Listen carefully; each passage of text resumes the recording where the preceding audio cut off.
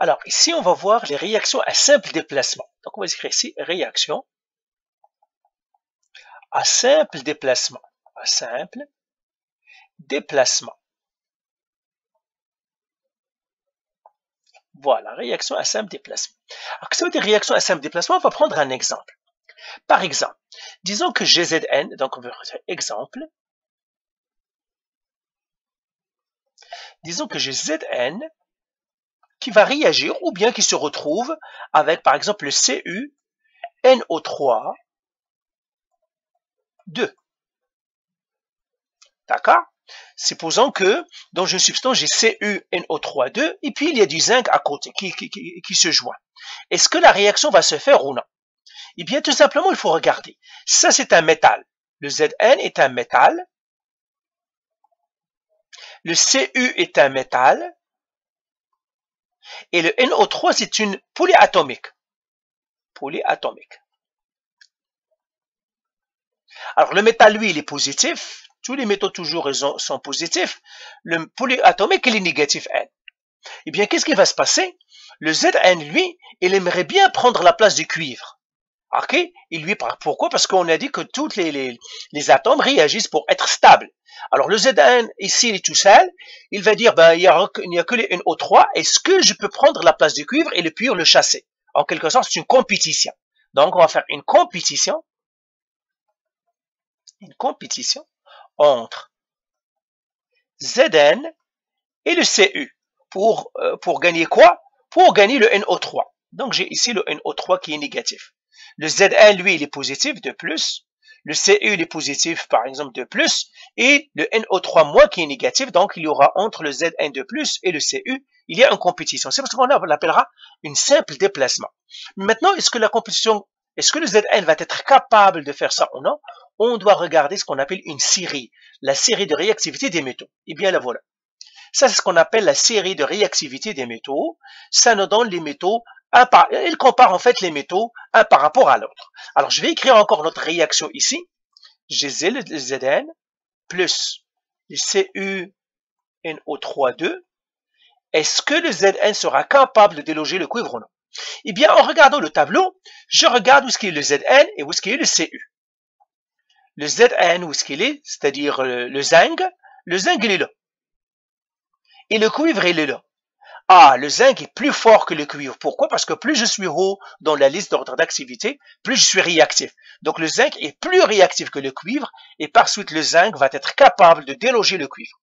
Et par suite, qu'est-ce que ça va nous donner ici? Donc le Zn va déloger le cuivre et par suite le Zn va réagir avec le NO3- et puisque le Zn c'est 2+, qu'est-ce que ça va nous donner? Eh bien ça va nous donner le Zn NO3 2 plus le cuivre. C'est le cuivre qui va rester seul. Et bien, c'est pour ça qu'on l'appelle une simple déplacement. Pourquoi? Parce qu'il y a un qui a pris la place de l'autre. C'est ça. Alors, je donnerai un autre exemple.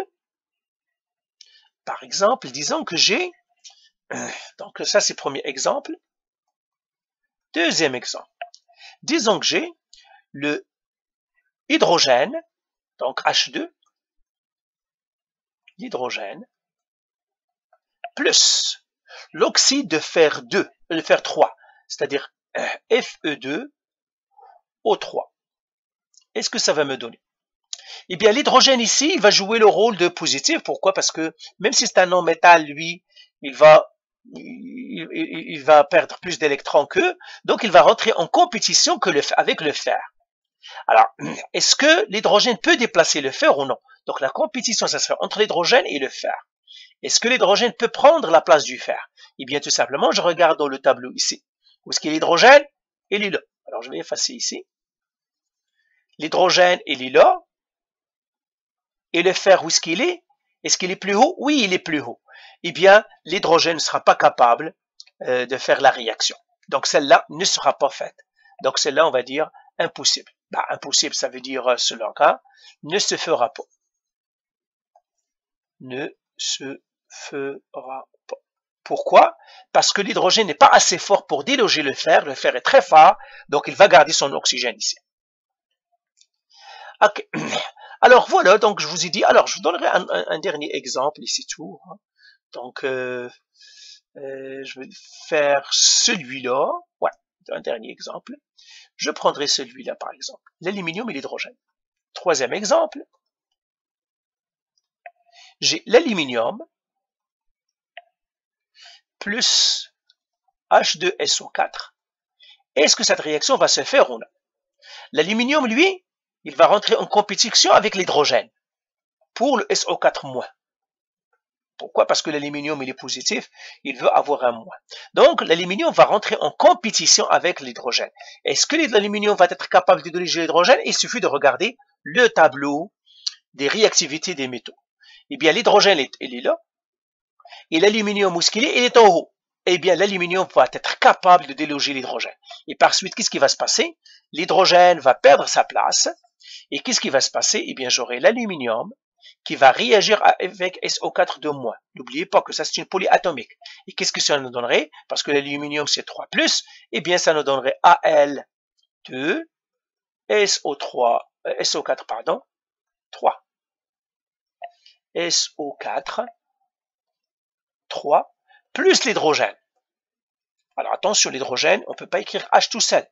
Okay. L'hydrogène continue, qui ne trouve personne avec quoi réagir, ben, il se combine avec un autre hydrogène pour nous donner H2. Eh bien voilà, par exemple, ce sont des réactions de simple déplacement. Alors voilà, donc faites l'exercice que je vais vous donner, c'est tout. Ça, c'est les réactions de simple déplacement. Alors simple déplacement, je donnerai la formule. Si j'ai AB plus C, ou bien A plus BC, je mettrai de l'autre côté. Hein. Si j'ai A plus BC, et si A est assez fort pour déloger le B, eh bien ça va nous donner AC plus B. C'est ça la formule d'un simple déplacement. C'est l'un qui va prendre la place d'un autre. Il n'y a pas d'échange. Voilà, allez, bye.